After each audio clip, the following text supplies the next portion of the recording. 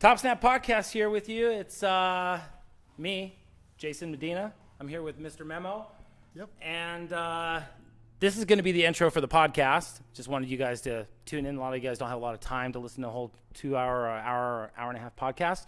But we just want to introduce us together, the two cars, saying, hey, save the Eclipse. Hashtag save the Eclipse. Put your time and energy into looking at some of these older cars and bringing them back to life. You know, there's a lot of them in the junkyard. Mr. Memo was just saying that there's a lot of convertibles in the junkyard because people didn't want them. So I don't know.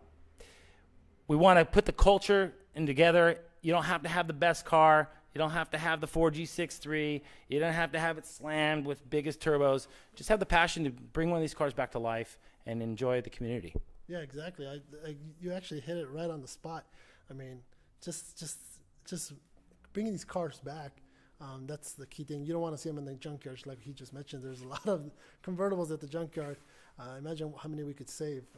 That'd be awesome. Yeah, or just use the parts off of some of these donor cars. I mean, there's a lot of good parts that a lot of people need to be able to bring these cars back to life, and they just go, you know what, it's going to cost too much. I can't find the parts, and then they abandon them, and it's a shame. And I bet you a lot of GSXs are being abandoned out there in these old sheds somewhere out in the Midwest, huh? Yeah, no, exactly.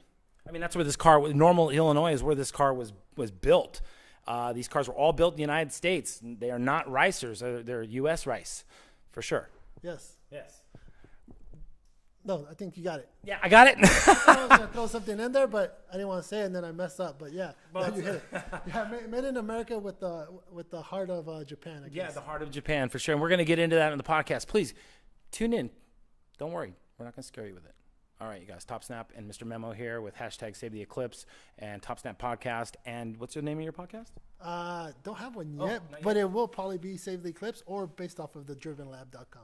There you go. Yeah, that's what I meant. Go visit drivenlab.com. He got a brand new shirt out. It's dope. Take a look. Go purchase it. And he might even drop the code. Clip that. The code later on when you're watching the podcast. All right, guys, go check it out. See you. RJ DeVera. All right, we're recording. Cool. Is that good? That's a good enough. You know what? This is my first podcast. Very good. If you want to you can use those. It just kind of brings in the conversation. But whatever you want to do, you can do whatever you want. You don't need to use them. Oh, there we go. Yeah. So again, this is my first podcast. So I by using the headphones, it just allows the conversation to be a little bit more intimate, I guess, because you got cars driving by. I don't know. No, I get it. So again, I'm learning from you. Cool. So this is running through. So basically, it's the Topsnap Podcast. How you guys doing? Thank you for joining. It's me and Mr. Memo. Yes. Mr. GSX on the Instagram. Hashtag Save the Eclipse. Did you start that? Did you start the Save the Eclipse hashtag? I started it, but it was an idea that I ran with it. There you go. Because no one can own the hashtag, correct? No, nobody can own the hashtag, but I can own the name. Exactly. So Save the Eclipse. So when you utilize a hashtag, it's open to everybody. Mm-hmm. But when I copyright or I copyrighted the Save the Eclipse, then I can own that. So I do own the domain Save the Eclipse. Very cool, very cool. And the domain is the really important thing. I just started a new company called Yoga Tales. My girlfriend's into yoga, and we have a bunch of dogs. So she started this brand, and she sews these bow ties for dogs' collars. Cute. And the name hits. Like all the algorithms say that Yoga Tales is a great name. It is. So it's like... It caught my attention. There you go. It's easy to remember, whatever. So it's weird, like a Google or a Uber, like all these different weird names. I mean, Uber's that's like a German word, correct? Great question. I don't know. But what's cool about it's simple. Yeah. Like Nike, like just for me when I'm creating real quick when I'm creating a brand, my biggest thing is how simple can I keep it, and so people will always remember it. So Nike, right, or Yoga Tales. I mean, that's huge. Yeah, I mean, it's gonna be fun. For me, it's already fun. I'm already interested in it. Do you have dogs? I do. I have two. They're tech Yorkies. Oh, we're gonna send you 2 small bows then, for sure. Cool. Yeah, for sure. Because yeah, they're cute like that. Right on. Well, thank you guys for joining us. It's hard to get your attention out there because there's so much stuff going on, and we appreciate every minute that you guys tune into something, whether it's on Instagram, on Facebook, on the YouTube, SoundCloud. I mean, there's so many. Tumblr. I mean, the Reddit. It goes on for an hour. You can sit for an hour of the platforms to go ahead and put your attention to. LinkedIn.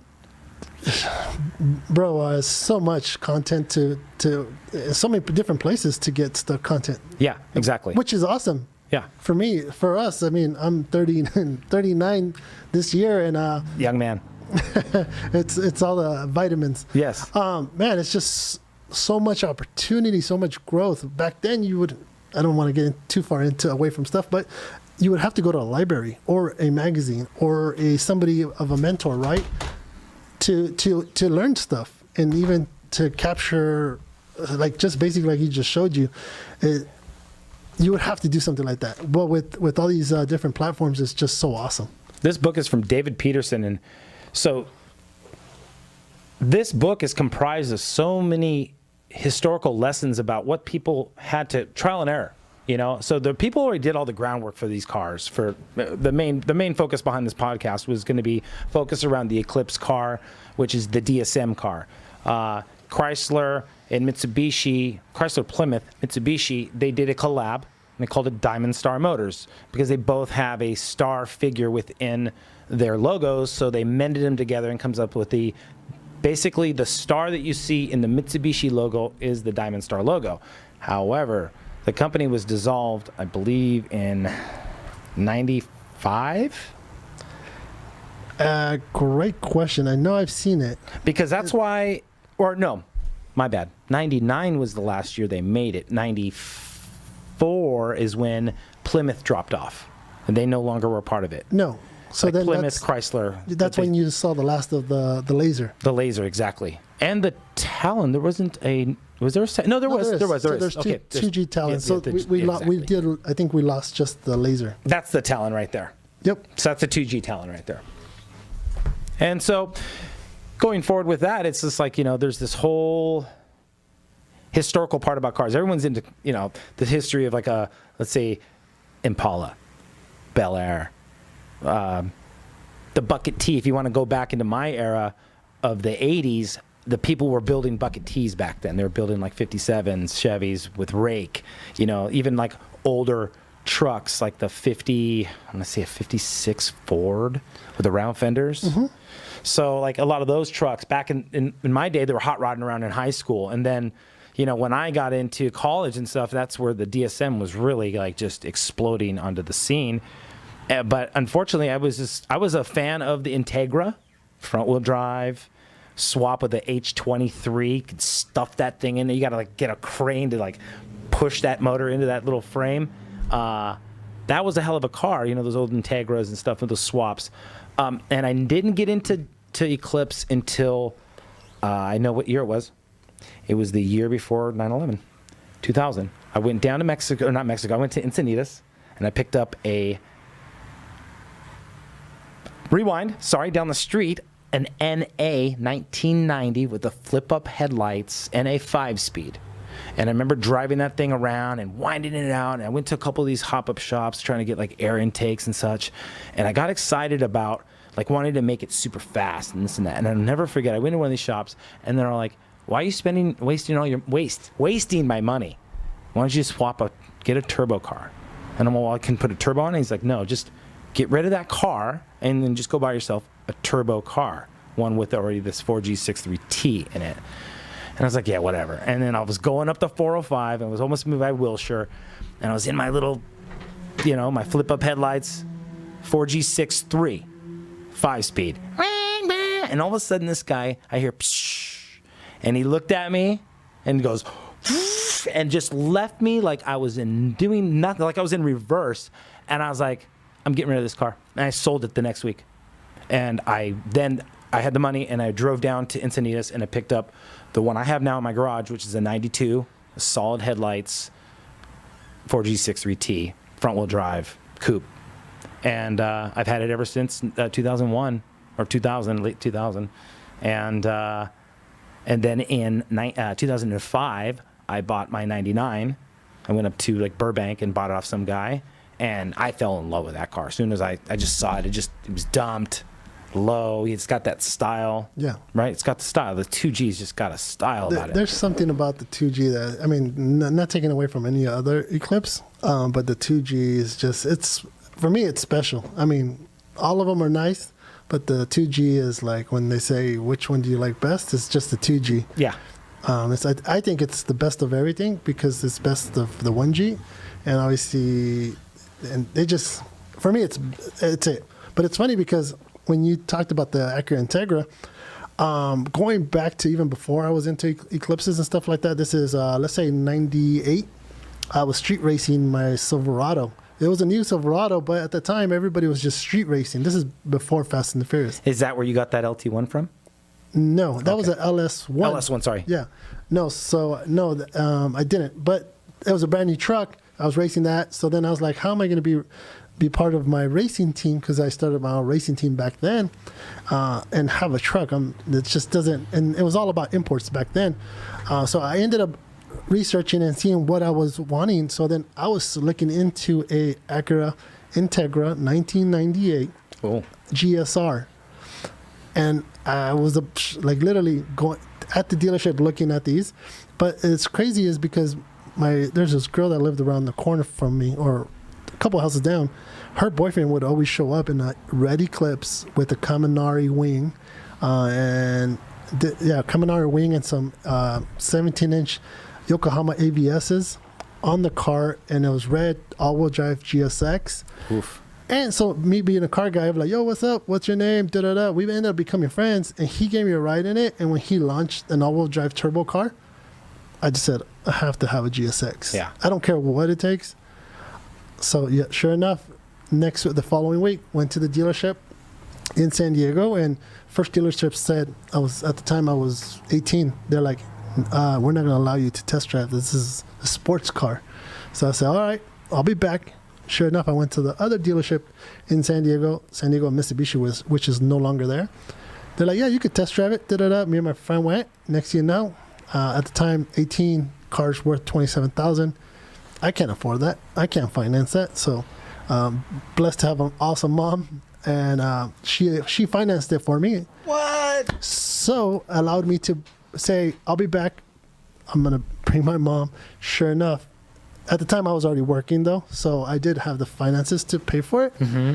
I think it was like $550 a month, something like that. That's a heavy payment back then. Yeah. Right now that's a heavy payment, but that's back then is a really big payment. Yeah, luckily I was working at Costco. Yeah.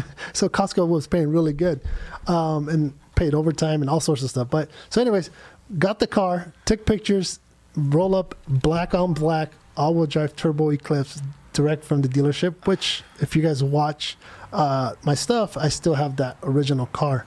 You do? See, I didn't know that. Yeah, the maroon one. Oh, the maroon. Wait, I thought you said black on black. It was black on black. Oh, okay. There you go. You threw me for a loop. So it was black on black. Drove it like that.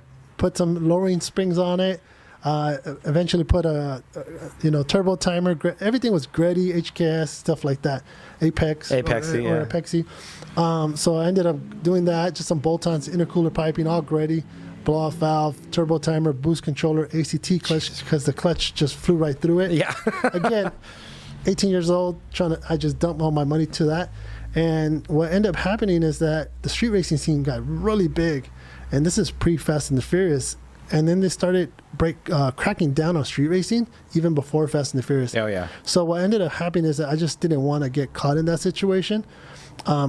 I mean, I was always getting into things, but not into serious problems, so I would always steer away from that. But what I ended up doing is I said, you know what, I'm just going to put a body kit, go into car shows and stuff like that. And so when I started doing the body work, literally brand new car, maybe a year old, I took all the glass out, I took all the interior out, and I had the whole car repainted and put the body kit, shaved door handles, molded everything to a brand new car. And at the time, I was working at a race shop, and they fabricated a custom chromoly roll cage for me. So that car has a custom. Yeah, I was going to say, okay, that car, yeah, I saw with the roll cage. I was, wow, you got serious on that car. Yeah, so at the time, so that's when I was helping my good friend Dennis Auto Cannon, which is also Max Boost comic books that were in Import Tuner magazines. Mm-hmm. He's a really good friend of mine, and big shout outs to him. Very very, very supportive dude. Been there since day one and still around, and we're doing some stuff with him. But I was helping him, and I got called, and the car was at the body shop. Okay, go. I have a question to ask you, but go ahead. I'm good. I was going to say, you said your car was in Import Tuner magazine, or no? No. But you had a friend who was doing the comic stuff that was inside of it. Yes, so Dennis Kako is I have all those magazines. So he's a creator of Max Boost. So, little short story about him. So he helped create Import Tuner magazine and the first cover, because what they were having issues that all the import or all the automotive cars were always the same, or even the Import Tuner is always a Honda. So they got tired of seeing that. So they're like, hey, what if we add Dennis is an artist. He's why don't we throw in like a comic strip or something inside of it, and maybe that'll help with the audience. And sure enough, they did that, and they did that for a good, I think, 10 or 12 years or something like that.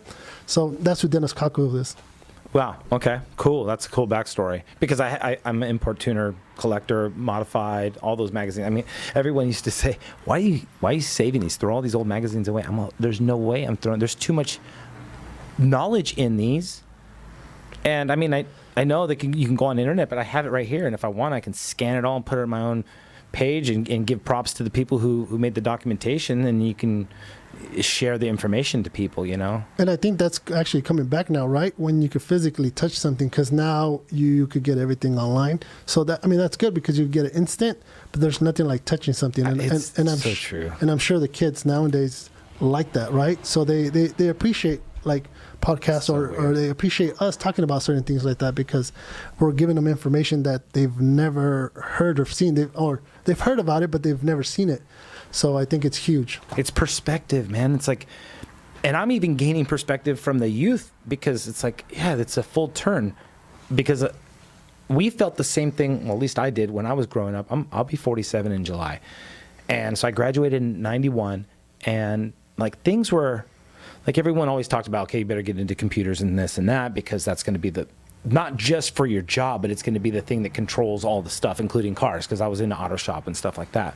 And so, and CNC machines, because I was in wood shop and wood lathes and stuff. Like we were talking about, like how much, even the arc welder we had back then, I think they were just coming out with the first versions of like MOSFET circuitry controlled arc welder. You know, because I was in welding too. I was in metal shop. Like I was in everything. Yeah. There was that had to do with what do they call that? Like trade, like a trade skill. You know, and I didn't get that good at grades in the regular school, but the trade stuff is what appealed to me. Cars and tinkering and stuff.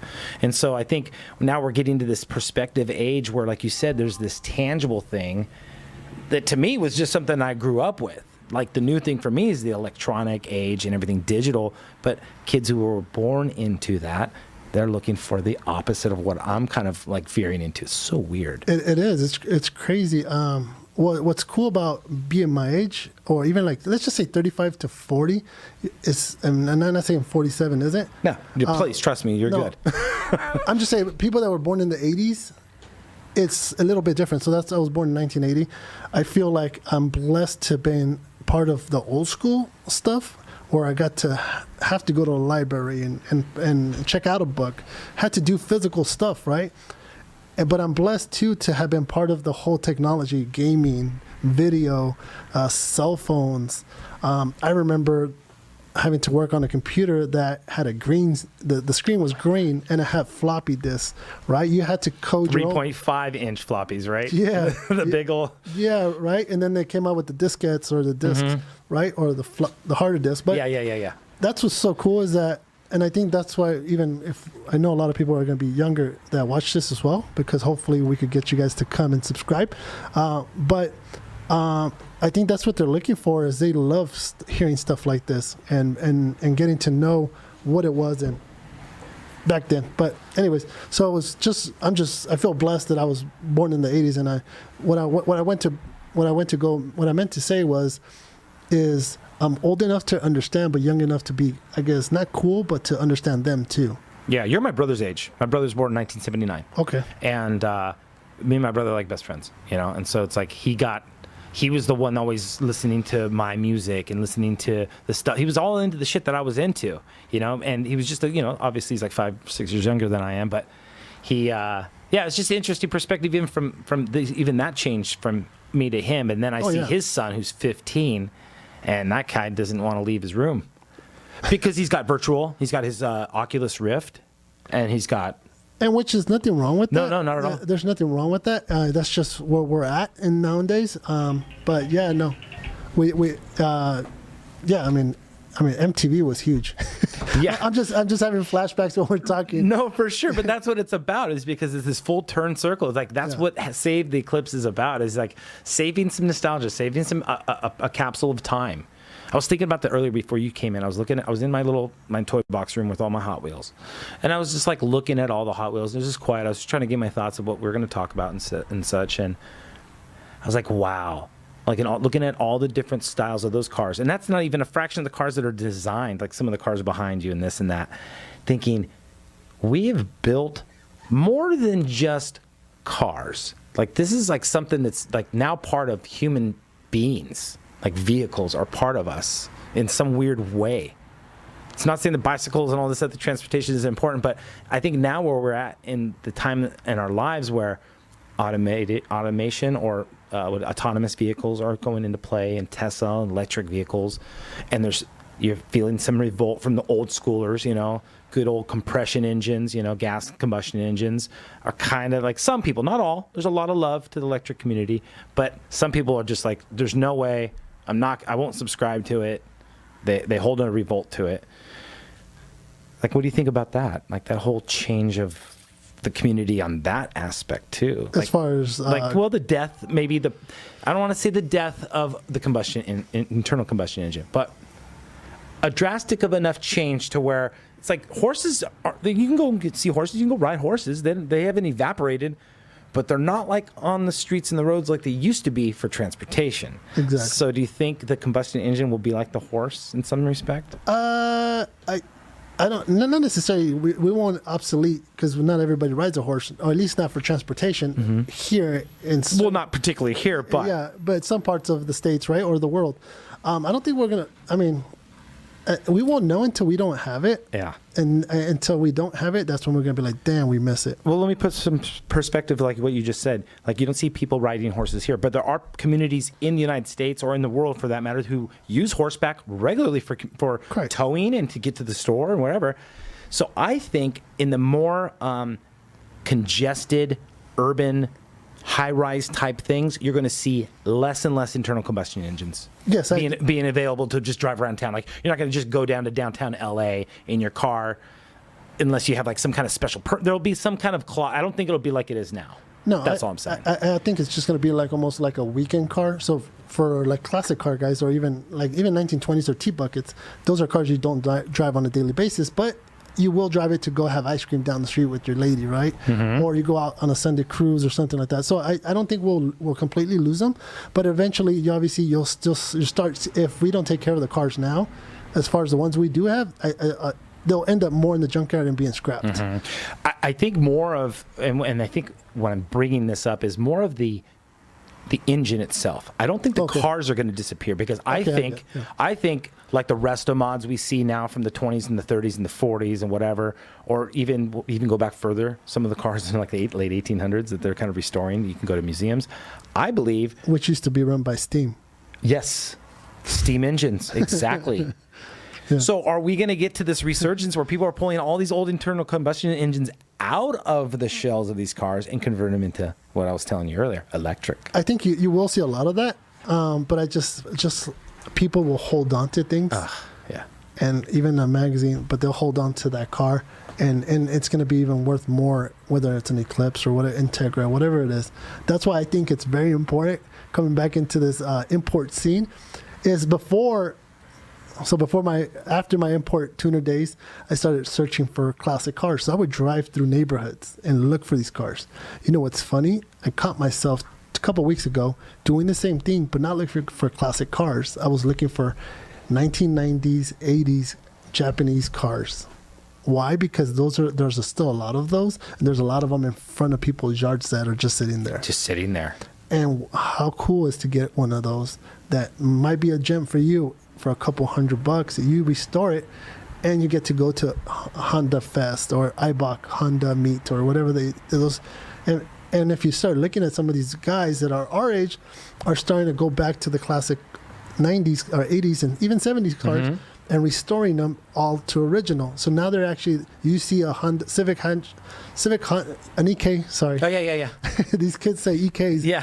For me, it's just a hatchback. Hatchback, yeah. You're starting to see them and they're fully restoring them to original spec. And they're cool. I like those cars, man. I really do. I'm a Honda fan. There's a lot of me that likes Honda. I don't know. There's something about how smart and yeah. There you go. DSM are, but they're cool. I just play. No, you're cool. I love all cars. I did, but I'm Honda the brand because I think they just have a very good. I like their generators. I like just a lot of their motorcycles and stuff. I don't own any of their motorcycles. I own one of their generators. I've never owned a Honda car. My girlfriend owns a Honda car. The Integra that I used to drive was my friend's. That was his. That was his swap. He did the H23 swap on that. But I never found myself wanting to go buy one. Like I have a couple of the Hot Wheels and this and that. But for me, the Eclipse is where it's at for me, personally, as far as those cars. If I were to buy another car that was a Japanese car that I'd like to set my eyes on, maybe an older Z car, like Datsun. Yes. The actual Datsun / Nissan, not Nissan Datsun. What year? Or body style? Like like the 260. My buddy has a 260. He's restoring right now. It's super sick. I want a 510. Oh, I have one of those right there. Yeah. Bingo. I want one. My uncle used to, growing up when I was a kid, he had two exactly the same, one for him and one for my aunt, and they were both orange. Now in Japan they call that the Bluebird? I believe so, yeah. Okay. Yeah. Yeah. I'm not other than that I'm not too tech savvy on those, but I know the Bluebird for sure. That's the body style, right? Yeah, exactly. Okay, yeah. Yeah, there you go. There you go. So very cool. Yeah, those are good. Now that's a great car. Are you kidding me? Yeah, that's a fantastic car. And if these were going for a couple $100, oh my like God. 10 years ago, now they're going for several thousand. Yeah. So if you're interested even in thinking of purchasing or building something like this, I suggest you pay $2,000, $3,000, $4,000, $5,000 now. Because they hold it for another 10 years, and it's going to be... It'll be through the roof. Yeah, just like classic cars. Yeah. And again, going back to everybody switching over to electric cars or even swapping to electric motors, the nostalgic of owning something like this, and a lot of you guys know, even just having a Supra, even if it's not the turbocharged model, even if you just have that MK, is it MK, right? The MK model, they even if you have that, I mean, it's just gold. Yeah, no, it is. Any of this? How about this? What about 5-speeds or stick shift manuals? I mean, they're disappearing over paddle shifters. Well, yeah, and just in general, I mean, I think just there's no resurgence in that. They're just eliminating them from every year that comes out. Like the new C8 Corvette will not have a manual transmission. It goes. It's just at the end of the day, for me, I'm not. I don't talk on behalf of them, but for me as a business owner, and as an entrepreneur, I just think whatever makes sense for the brand. Yeah, that's what it is. For us to evolve, that's my biggest thing. So when companies get rid of the 5-speed or they get rid of certain model cars, it's all a business move. Yes, but on the opposite side to cars that are already been built that have the 5-speed, it puts a value on it because now they're not being made. So you can't just go, like if you wanted to have a 5-speed or you wanted to have a manual transmission, you're looking at an older car, and then you're like, well, what kind of older car with a manual am I going to get? And then first thing I'd say is go buy Eclipse all-wheel drive. Now, do you see a lot of guys buying the automatics? Do you have any of yours automatics, or are they all manual? Or? No, my Eclipses are always stick. They're stick, all manuals. Yes. Okay. But a lot of guys race, they convert them, or they'll race they'll upgrade the Shepherd transmissions and all that, and they'll put the automatics on them. Yeah, it just all depends on what you're going to use the car for, right? I don't beat up on my cars. At least not yet. Once I finish building this other car, I'm sure I'm going to rip through it. But the Panda, you mean? The white Panda? Yeah, I'm excited for that one. But I'm sure I'm going to rip through that. Yeah, I mean, it's just at the end of the day, it's what you're going to use the car for. So the white Panda, you're building this thing to. I mean, I haven't gotten to get into too much depth about what you're going to be doing. I see it going over to this shop and that shop and stripped, and you're going to redo a motor. Are you going balls to the wall on that? So we were talking about the original red Eclipse that I purchased, and then when I got back into the whole Eclipse scene and Save the Eclipse last year, I was looking to just even going back and removing all the body kit and stuff off of mine. So while searching like at 2, 3 in the morning, I ended up finding a white all-wheel drive turbo Eclipse for $2,000, and it was literally like 15 minutes from my house. GSX. Okay.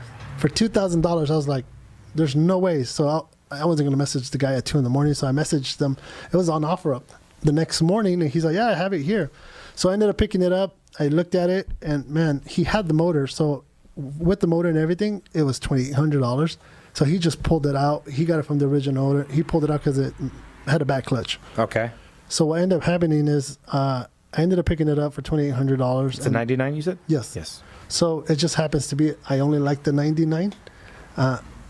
Me personally, so when I buy something, it has to be the last of that particular year of that make and model. Okay. Because it makes it special. Yeah, it does. It makes it special, right? Or if you get the first generation, then you got the first year of that car. Yeah. So, and a lot of my cars are like that, are the last year of that particular body style. Like mine. 3 of my cars. My 92, the first gen, it's production date of April. That was the last year they made the 6-bolt.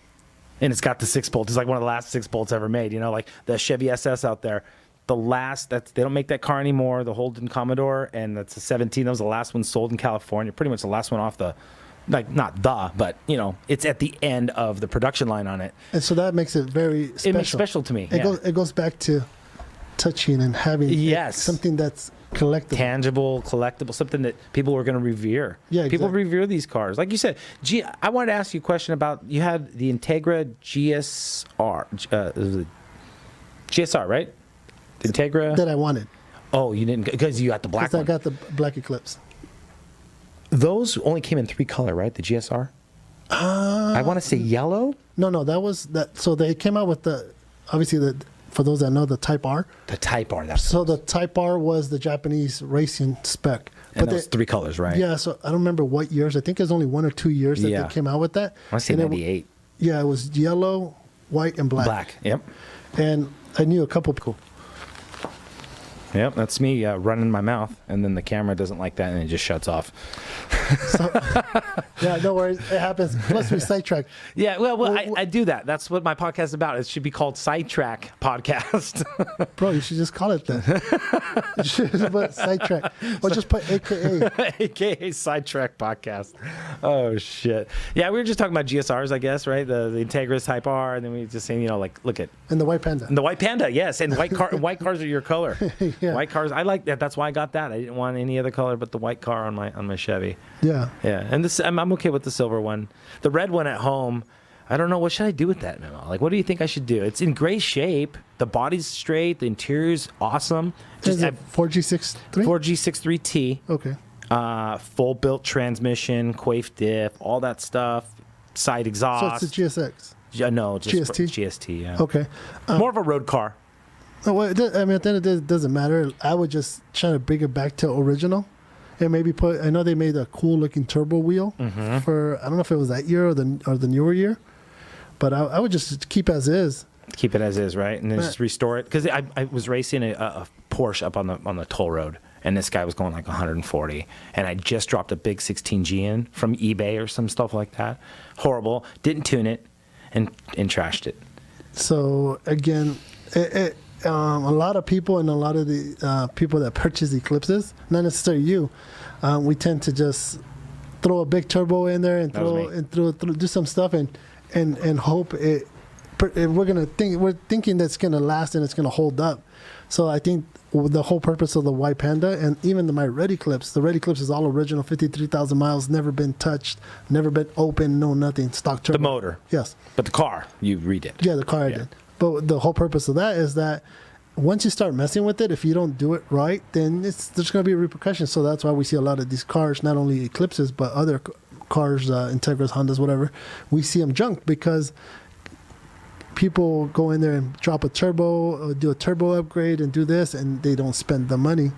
And then next you know, the car sits in their front yard. Next you know, their parents or wives tells them, hey, you got to get rid of this junk. There's a guy on YouTube, and you probably already mentioned his name, and I just spaced it. Was it Jalopnik? There's a guy out there, he rebuilds all of like 4G63. I mean, he goes into depth, and he fast forwards most of his video. You know who I'm talking about? I don't have the patience to watch stuff like that. Yeah. But I think I've come across him. I've watched some of his videos, and he goes into depth about rebuilding the motor. Is that the same guy that does like rebuilt like a throttle body like from scratch and broke it down to like what is what in this? I think his name's Jalotnik. If I think I came across him, but he's amazing. I mean, to put that in, the original way the guy did the videos was like, it wasn't up to date like it is now, and oh my god, exhaustive. But he's one of those rare cats out there that giving you guys, the community, a tremendous amount of information out there to really embark on, to look at it in the standpoint like, hey, I need to do some stuff to my car. This is kind of a direction I want to go. Who do I get information from? You know, like, who do I trust? Because there's a lot of people can say, "Oh, I did this and it's great," you know, and then all of a sudden you blow your motor up on the. Yeah, I think I was impatient, but. Yeah, no, I think nowadays you could say whoever you want to be. So you could say you're an entrepreneur, and because I said it here, you're gonna think, "Hey, that guy's an entrepreneur." Or if I say, "Hey, I'm the badass motor builder," and I'll do some videos, they'll be like, "Well, I trust him." So at the end of the day, like you said, it's just. That guy's very technical, and that's super awesome. You could get a lot of knowledge from him. Hardcore. That's all. And I wish I was like that. Unfortunately, I'm not. I don't know if you want to be that way. That's hardcore. I mean, you got to have that's a special kind of person. And again, to be honest, I think what you're doing is the culmination of people like that, and people like that. They get into the finite parts of their craft, and you're bringing a culmination, kind of like an orchestra leader. You know, you're telling the tambourines to smash, and you're telling the big drums to go boom, and at the end of the day, you're going to bring the symphony together. Hopefully, 2020 SEMA, is that what you're 2019? 2019. That's October. This year, first week of November. November. There you go. So yeah, actually, that's how I feel like, and that's who I think I am. I am the person that brings people together, and I've always been that sort of way. So bringing, like, even for us to come together is huge. It was awesome. I mean, it is awesome. It's huge, and not only just all the people that I've been meeting and everybody that's been supportive. I mean, there's been people who say, "Hey, I have these parts. Do you want them? I want to donate them for your car." It's just, I mean, it's all crazy. I got invited to Spain to Eclipse meet, and I didn't get a chance to make it out there this year, but 40 Eclipses showed up to this event in Spain. Wow. In Madrid, I want to say Madrid. So are they importing these cars from the United States? Or from different parts of the world? Well, they were shipped. There was European specs. I don't know the full detail on that. Really? Yeah. So I'm sure somebody else here probably knows more. Wow. So so there's European specs. So there's the 4G63 motor there, but they couldn't have the turbo model. So they had the 4G63, but they took the T out to take the turbo out. So it's the same motor that I had on my first car, my first 5-speed, just the 4G63. Yeah, so without the turbo. Without the turbo. So it's got a higher compression. I think it's 9.1 to 1. Yeah. And then the turbo models have 8.5 to 1, I believe, on the 2G models. They're 8.5 compression to 1. And this is stuff that's just coming out of nowhere. Bro, yeah, that's what we need people like you. Because I've been like, and I should know this stuff, right? Well, I mean, it depends if you're going to be cracking it open, and if you're really going to be, you know, do you need to have a higher compression motor? Most of those guys are doing high compression turbo motors. They're just trying to get down that quarter mile faster, you know. And a lot of the street guys will stay with the lower compressions and just turn the boost all the way up to the heavens, and then pray that the thing stays together, which they're pretty good to 400, man. They're solid to 400 horsepower. Past that, the transmissions are going to give you the biggest problem, I think. And if they've been maintained, though, too. For sure. So that's the biggest thing. Yeah. I mean, the motor could hold it. We all know that. But if somebody came across it and just beat the crap out of it, then you're going to be in. And then sold it to you for $500 or for inexpensive, and then you're like, all I'm going to do is switch out the turbo, and I think we're good. Yeah. And then next you know, it's on jack stands. And in the front of the yard, right? Yeah, so a lot of people know that DSMs are known for being on jack stands or on a trailer bed. Oh my God! So when you go out, like you went to a couple of these yards down in like San Diego. Is it San Diego County, Riverside County? Where'd you go? I'm in San Diego. You're in San Diego County. Yeah. Okay. And going up through Riverside's faster, like what, up the 215? Well, how do you come up? Not from here. I would come up the 405. But okay, you do. Okay. Yeah. So if I was to come here. And so what, you just take the 91 out that way? No, the reason I was on the 91 is because I was Out to Riverside, I'm saying. I was in Riverside. Yeah, so you go back out that way. Okay. If I need to. Yeah, if you need to go out that way. Yeah, but if San Diego, just go straight down. Just to go straight at 405 to the 5. I got you. Yeah, because some people go down. They go down. They're inland more, right? They go down through Marietta or something like that. Yeah, it just depends on. Well, so literally, I'm 10 minutes from downtown San Diego. Okay, so yeah, that's. So yeah, if I was more like northeast San Diego, then the 15 will make more sense. Why is the technical problems always the son of a gun? My Scarlett just shut off. It's back on again. Do you find yourself, like when you go to these meets and you're doing this stuff, do you find technical issues to be sometimes overwhelming for you? Like you're trying to get something a shot or some people and then things kind of go awry? Or do you have a smooth sailing? Like earlier I saw you're like, oh, the camera. That just happened today. At the end of the day is you just adapt to what's You adapt, going on. right? Because if you don't, then the only person losing is yourself. Yeah, because you're going to get frustrated. It's going to show. And oh, man. So as you get older, yeah. At least I feel is that you have more patience and like I got a speeding ticket on the way up here today. I was cruising at 80, and then I ended up not to. No, I know, but coming up, I mean, just. But I mean, it's no big deal. I mean, I get it. If you're speeding. Then you're speeding, and yeah. It is what it is. Yeah, and if you weren't, then you probably wouldn't have got the damn ticket. And that's the way I see it. So I don't even stress over it. For sure, I get it. I was cruising at 80, and then I decided to pass up some cars, and I hit 90, and as soon as I passed them up, there was a highway patrol right on the side. And he pulled out right in front of me. Like literally, as soon as he saw me, he pulled up and got out of the. He was actually in the emergency lane. Whereabouts? Before the like Corona. Corona. Oh, okay. 15. So I could have just tried to. Yeah, I just dropped the gears and I slowed down and I waited for him and I rolled down all my windows, even the back ones, just for his safety and so he knows that I'm smart. That I'm respecting him and stuff like that. He's how do you know how fast you were going? I was cruising about 80, but I had to pass up these cars. I could have been above 80, and so okay, you were doing 90. I'm like, okay, no worries. And he wrote you for 90. Yeah, and we were cool. And then he's like, cool, have a great day, be safe out there. I'm like, yeah, likewise. And it is what it is. When you're a dick, then I mean, you don't know where he just came from, especially being an officer, right? Man, they have to deal with that job. Those jobs, that sucks. And I actually applied one time for being a California Highway Patrol. Oh, you did? I've done so much. Yeah, I've done so many things, but yeah, you mean life experience? Life experience. Okay, work, businesses. Ever work on roofs? I have. Did you? Yes. I had a roofing job one time. No, I didn't have a job. I helped do my own roof. Oh shit! How did you like that? Was that horrible? You just got to do what you got to do. I love this attitude, man. See, we need more of you. What are you talking about? We don't need to know compression ratios. We need to have the fortitude and the forthright to go forward in face of problems and troubles and things where most people go, oh my God, call somebody else. I can't do this. My little pinky hurts or whatever.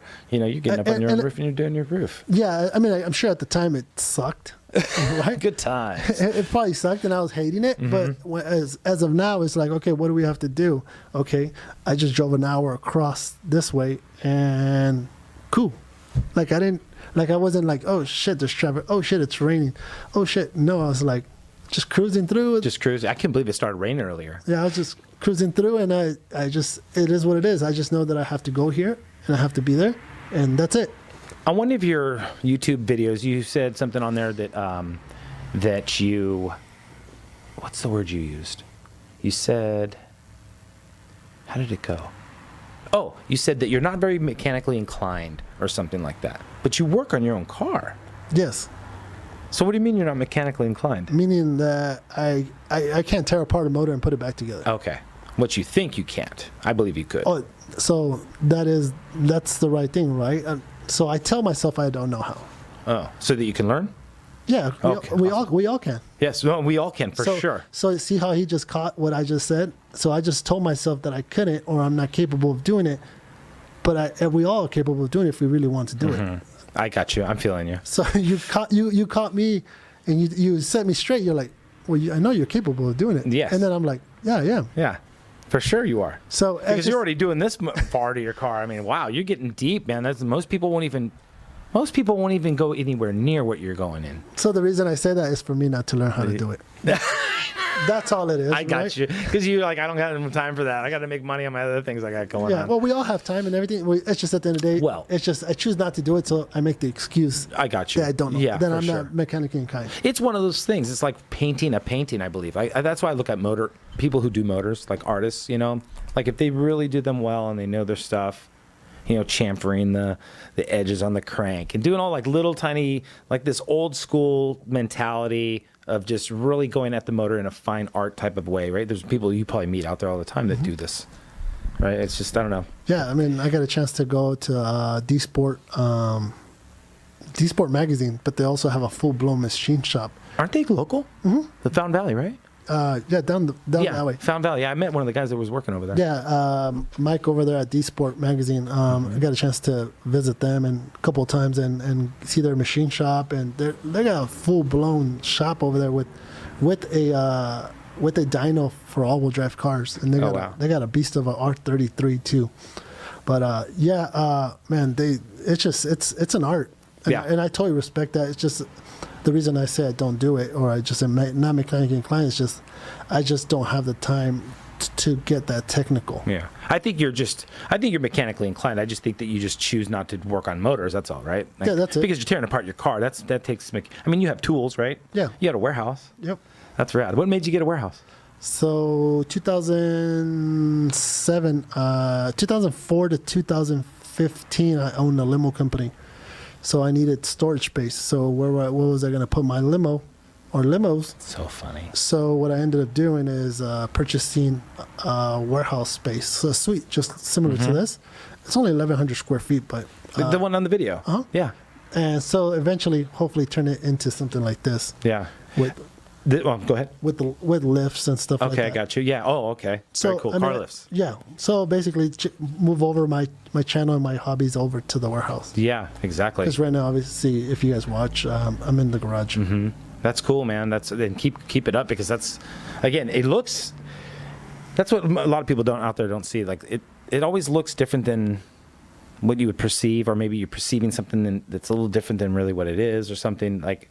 This isn't my warehouse. This is my family's warehouse, because they started this business like 50 years ago making cleaners. So we make cleaners, degreasers, lubricants, soaps. I got a whole line of stuff I'm going to bring out to the car community that I have. We focus on a whole different genre, but it's the same stuff. I focus on fleet, but it's boring. It's not boring if you're making money. I know, but you can make money and enjoy it, then why not, right? Like you said, the social media and all that, so brand it and come out with something. So when you start a company, obviously, that's why you want a fleet, right? You want corporate accounts and stuff like that. Yeah, that's all we have, 500 corporate accounts. Yeah. So, I mean, that's golden, right? But for you, it's like, I'd rather do it for the car community and not make no money. Or make some money. Make some money, yeah. But at the end of the day, that would be funner. Way more fun. Like I used to race motorcycles. I raced dirt bikes for 9 years. Come out with the motorcycle cleaner, and the whole time it was like, we'll make one. But you're like, it's always half-assed. And now I have the opportunity, like you said, we are in a time where the youngsters out there can make a boatload of cash if you plan it the right way through your phone, right? Internet, through your phone, and just make it happen. Start something, even if it's shit. Start it. And then you'll just evolve on it. You'll work on it. You'll refine it if you're serious at all about it. So on the way up here, I sold several shirts, T-shirts. The new one? And thank you for purchasing one yesterday. I appreciate it. Yes, sir. Right when it came out, I got the notification. Buy it. So I didn't even do anything. So it's going back. So I like sharing what I like doing. So I sold stuff while I was driving, but it also got printed, packaged, and shipped one by one, and I didn't have to touch anything. They drop ship it, right? There's a fulfillment company. That drop ships, yep. So I don't have to go buy a screen printer. I don't have to go buy this. I don't have to go buy that. I just have to create the image and put it on a T-shirt. So I created this because I was just like, what should I put? And so I just created this, like, literally on. I just wrote it. I put it on the shirt, printed it, and boom, done. That's it. I got this from. That was dope. This one's from Road Race. Okay. I went on their website and they had a couple shirts, and I was like, I bought this one. Is that screen printed? I think this is digital. I believe this is digital. Let it go a bit? Yep, go ahead. Sorry. Sorry. Yeah, it feels digital. Digital, right? Yeah. So what does the back say? I don't know. Oh, nothing. But then I bought a hoodie that also says V8 Killer, and it's got the 4G63 on it. So what I would have done there is make sure that it said Road Race Yeah. somewhere. Just because, I mean, it's a dope shirt. Yeah. If you're branding yourself, Yeah. I mean, I want to say Road Race. I'm like, that's what makes that shirt better. Yeah, for sure. For sure, the 4G63 is dope. Yeah, I'm always looking for, sometimes people will put like a little, what do they call it, Easter egg somewhere you don't see it. But yeah, I would have branded it. Yeah, for sure. But anyway, so it's a lot easier. Going back to what you were saying is that just try whatever you want to do. Just go ahead and try it. I mean, it's so much easier with utilizing social media and technology nowadays. You could achieve anything. The market, the consumer market's going to dictate what's going to work. Exactly. And I think Memo's bringing a valid point and valiant effort to go out there and not just about the car, but again, to create a business, to create consumer awareness, to create culture, all this stuff. When you start to elaborate into a business and you create these type of things, it's giving back. It's giving other people opportunities, and you don't know what's the future has to hold for you. This thing might blow up into something that's employing lots of people, and who knows, right? You never know. I mean, just giving a shout out to my boy, Finally Churro. So I met him at SEMA last year. And we just chatted, and he has a brand and he has a vision for the brand. And next thing you know, now he's on the same path as what I'm doing. You said his name is Churro? his personal one's Finally Churro. Finally Churro. Yeah, but his Instagram is Initiate Style. Okay, Initiate Style. So what's cool about him is that he's willing to learn and stuff like that, and he's taking what I'm doing and utilizing the same concept and building the community, and he's being successful now. His YouTube channel is at 2,600 now, and it's just consistency, and he's there. I mean, the only way you'll find out is if you try, and that's what's cool about him. You have over 6,000 followers, don't you? Subscribers. Yeah. It's 6.6, I so think, right? Big shout outs to awesome. Big shout outs to Jose. I mean, I'll just do a quick shout out to everybody that's helped me out, because I really appreciate it. So obviously, first and foremost, in the DSM community. In the DSM community would be obviously Miguel DSM, _DSM. Yeah, he's a cool guy. Yeah, he appreciate him. I mean, who else has helped me out in the DSM community? Recently, Jose MTZ. He's this all Spanish speaking YouTuber out of Florida. I mean, just a lot of people, and I mean, the biggest people that have helped me out is Throttle. I don't know if you guys know them, but they're huge on YouTube, and because of them, my YouTube channel actually grew. I just did a video with them yesterday. Big shout outs to Evan, Mickey, and Rick, and all the guys at Throttle. I mean, because of them, they're the ones that helped me. Evan's the one that said "Save the Eclipse." Really? Yeah. So he's the one that said it. Okay. And I just ran with it. And you ran with it. And so that's where you're at. I love it. That's how it happened. I love it. No, seriously, that's important, because that's what I wanted to ask you. Like, where did this come from earlier? Yeah. So they've been creating content for a long time, for several years. They were like at 65,000 a year ago when we first met. And he's like, "Hey, you have an Eclipse?" We actually met through a mutual friend with Dennis Kako. He's like, let's go to your warehouse and see this GSX. I said, let's do it. And he's like, but once we do this video, you're gonna have to have a follow-up video for this. And I'd already had been doing YouTube, but not so extreme, as far as only like 100, maybe like a couple hundred subscribers. So we did a video, and he's all, I want everybody to go over to Memo's channel and put "Save the Eclipse," hashtag "Save the Eclipse." And that's how I started. Bam. And that's all you need, is just one person to kind of... And Save the Eclipse became a thing. And now you know, Germany, Spain, Argentina, Mexico, Canada, Russia. Worldwide, man. This Philippines. Is awesome. Literally all over the world this movement happened because of that opportunity that Evan gave me, and he did. But see, opportunities given to a lot of people. You're one of the rare breeds that took it, my friend, and you're actually making it to where you've got my attention. You get all kinds of different people's attention from this. This is really cool. Bro, you got my attention with Yoga Tales. Dude. There you go. YogaTales.com. See, I'm always capturing when you say something. I'm like, yo, how can I make something out of this, or how can I help you make something out of this? I got you. So as soon as when we talk, it's like, I'm going through my Rolodex. So I knew that I was going to do something in my life. I just didn't know what it was going to be. Mm-hmm. And I just knew that I had to network with a lot of people all my life. So that's all I've done. So if you say, hey, I need a roofer, I'm like, yo, you need to hit up my homeboy Jose or whatever, right? Yeah, exactly. Or if you need wheels, I'm like, hey, yo, you got to reach out to da-da-da because he's the man for that. Or wheel suspension, whatever it is. I mean, I am the man that knows somebody. Exactly. So that's why my main job is real estate. and not right, it's smart.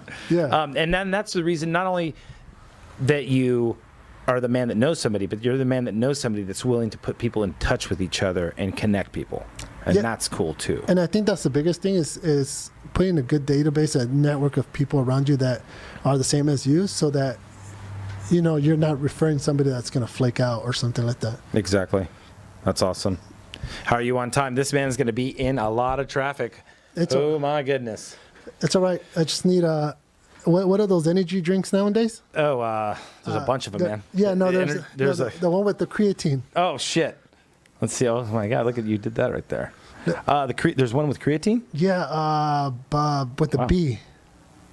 I have no idea. But, what is it? That has creatine in it? It says creatine BCCAs or something. Oh, okay. Anyways, Yeah. It's like, dude, that branding and marketing is huge. Yes. Dude, there's so many people posting it that it's crazy. And it's that drink? Yeah, it's really. And I'm sure it's not even good for you, but you have all you have all these people. Well, you got me trying all the different flavors. What? So, how do you mitigate having to go through so many? Like, do you just focus on Instagram and do you do Facebook too? Yes, I do Facebook. Okay. So the main focus is Instagram. So that's my biggest thing because that's where a lot of attention is. Mm-hmm. And I was doing a lot of Snapchat, but I feel that more obviously the 100% is Instagram, but Facebook is probably.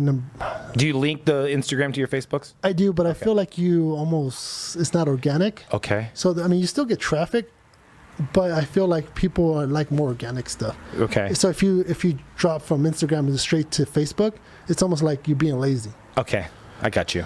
So I'm sure by the time I'm 40 or 50, then I'm gonna get carpal tunnel from being on the phone so much. I know, man. So are you telling me like the organic reach? So if I post to Facebook let's just say I post a small, like say the snippet right here, and then I post it to Facebook, you're telling me that if I click on the Facebook link, even though it brings me to this point, that it's not an organic reach? No, what I'm saying is, so you know how if you post it on Instagram and it says repost and it drops it into Facebook? Yes. It works. The algorithm is just different than actually being in the actual program and clicking on the actual post. I don't know the technical terms as far as the algorithm, but for me as a user and even a consumer, if I see somebody post something on Facebook and it's just a link to go somewhere else, I'd rather have you just drop that video into there. Appreciate all you guys watching. This is cool, man. I don't get that many watchers live. I don't have a channel like MisterMemo does. No. So what you do is how you capitalize on something like this is that you go live with me. So what that does, it notifies your followers too. Is that what that was? So okay, what you do is next time you do something like this, you invite somebody with followers. I got you. And then their followers get notified that they went live with you. Okay. So that's how you capitalize on that. Now, did you give me a notification a little bit earlier? No, I don't think so. That's your. Okay, there you go. Because sometimes, I guess some of the nuances of this stuff can drive me batshit crazy. Like I'm like, okay, well, why isn't it posting here? Like, okay, so you start a live video. Yes. Oh wow. Oh, you just put down the audio? The volume? Yeah, put down the audio. There we go. So you're teaching me right now. Yeah. Okay. So if you if you were to request for you to go live with me, so that it'll notify your followers that you just went live with me.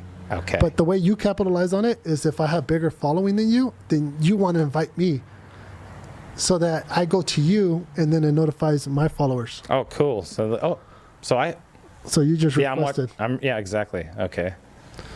This is cool. So you're teaching me so much. Yeah, okay. There we go. See, so now, how cool is just drop the volume all the way down from the top. Yeah. I think we just lost you. Did we? Yeah. Oh shit. See, Just go back to the app. yeah, I'm gonna get that off of there. So what's cool about this? Check this out. So next time you do a podcast, now imagine if you could get the video from this. Just swipe the Yeah. top. Oh, just. Why isn't? Huh. Sorry about that. Yeah, no, Technical difficulties. Yeah. Why isn't it going off? That's weird. There we go. So big shout outs to everybody that's tuning in live. Yeah. Sorry about that, you guys. It's, So we're gonna have this podcast here in the next couple of weeks. Oh, how fast do you edit? Oh, I'm gonna do this right when I go home. Oh shit, Yeah, I'm gonna do this right when I go home because no time like the present, right? it's still on. Is it really? Oh, here. Do you want me to drop you off? Yeah. I mean, I don't know why it was the volume. I tried to get the volume off. See? Watch. Where's the audio? Right here. The volume? See? Maybe because of the cracked screen. It's so So- weird. Yeah, we'll just. Yeah. Yeah. My phone. My phone's audio just. There's boogeymen in there. Is there boogeymen in anybody's car? Like, do you ever find people that have like a bad car that's just one of those things plagued? Like, oh, you don't want to touch that car. It's got like bad juju. You know what I'm saying? Like, just something that just blows up all the time or just gives the guy problems. I think everybody would call that a DSM. Oh, shit. DSM or bust, right? Oh, wow. Yeah, right. Oh, my God. So I mean, just because I'm around DSMs all the time, I think I just see a lot of that. Right, so That's so funny. There's a lot of followers on here that it's what's the word they use? Financially, either financially broke or financially illiterate or something like that, or financially incompatible. Something like that, right? yeah. Yeah. So, Yeah. but we did a little sidetrack, but we So, did yeah. we did a lot of so we've talked a lot about everything. Yeah, we've talked about a lot of the car culture. We've talked about the eclipses. We've talked about like what's going on in the future. So okay, so we have SEMA coming up in November. So do you have? Spider Turbo. I think that's what it is, right? I'll make sure I'll tell. Saludos, ¿qué onda, José? Aquí andamos. The Topsnap podcast. All right. Well, that was the third shut off or second shut off, and Yeah. it happens. It happens. This is technical stuff, man. We're not running live on the YouTube yet. Next time, hopefully, when you're on, I'll be able to be set up live, and all that. And you're going down to Sparco. Yes. And you're gonna go pick up a seat that they are. I saw something you said they had the donor seat. Yeah, so I borrowed, big shout out to Sparkle USA, everybody over there. They lend me a donor seat so I can be able to mount and test fit how I'm going to put it in my car. Okay. So now I'm just going to take it back. The seats that I ordered, they're there. So I'm not going to tell you what seats I ordered, but I'll put it this way. I got pre-production seats. Oh, shit. So you got special stuff. So there's only, I think, maybe 10 sets of these in the United States. Really? For now. And they're only made for promotional cars and or special cars. So you got kind of put on a good list on that one. Yeah, Good so for you, bro. I'll be one of the, for sure, I know for a fact I'll be the first Eclipse with those seats in the States. Really? And maybe even in the world. I'll just put it this way, the seats are worth almost $3,000. And are you so you said you're going to test on how they fit. Do you have the stock mounts or did you reconfigure that? So Sparkle makes a mounting bracket or mounting plate for the 95 to 96 Eclipse. Unfortunately for my application and what I'm doing, it sits 3 inches too high. So it's gonna, if I do track the car and I do smack and I wear a helmet, and I'll smack my head on the roof. So we had to get rid of the Sparkle brackets and my side mounts and make custom ones to make brackets. me Wow. to sit me out 3 inches down lower. That's crazy. And I saw what you guys also did on the rear mounts, correct? You cut down the actual stamped Yes. support Cool, and then re-welded around like the caps where the struts go on the back or the shocks, Yeah. the coilovers, I should say.